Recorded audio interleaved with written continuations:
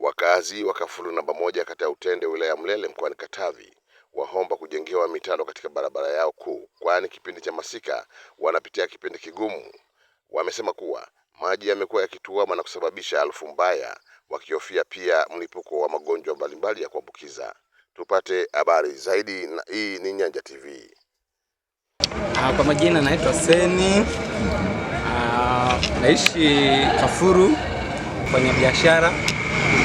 Kwa hiyo tunataka tupate mazingira yetu haya, kama mazingira yetu haya yawe mazingira safi.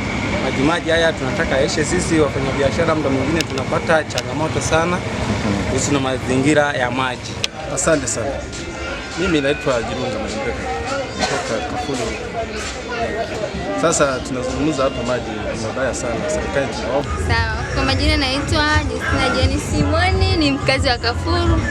Jamani, kutokana na mazingira yetu ni machafu, mitalo ina maji na nuka, vibanda vyetu inatuletea harufu. Tulikuwa tunaomba msaada, jamani mtusaidie.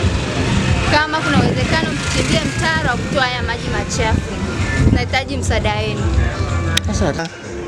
Kwa majina naitwa Elias Juma, mkazi wa Kafuru. Kero yangu mimi sasa ni masuala ya afya. Kero yangu mimi ni mitaro ambayo inatuamisha maji yanatuama, hususan ni sisi wafanyabiashara hapa tunakutana na changamoto. Moja ya changamoto ni mitaro kuziba njia za kuingia madukani wateja, alafu pia maji yanayotuama pia yanatoa harufu kwa sisi wafanyabiashara. Kwa hiyo tunakutana na changamoto kama hiyo.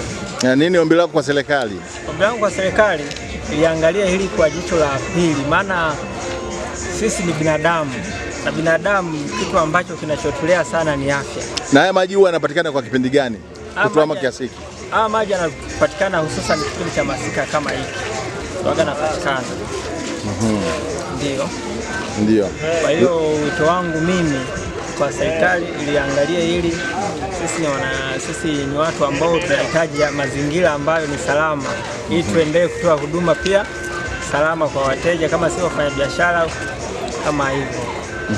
Unahisi kwamba kama mlipa kodi, wewe unahisi kwamba labda serikali ifanye nini zaidi? Kama mlipa kodi, unalipa kodi, unataka huduma gani zaidi iboreshwe? Huduma ya kwanza ni miundombinu ya barabara. Barabara zipo, isipokuwa uboreshaji tu wa barabara. Hususan itengenezwe mitaro, mifereji ya maji. Baadhi ya sehemu nyingine ziwekewe hata makaravati ikiwezekana. Ndio wito wangu kwa serikali.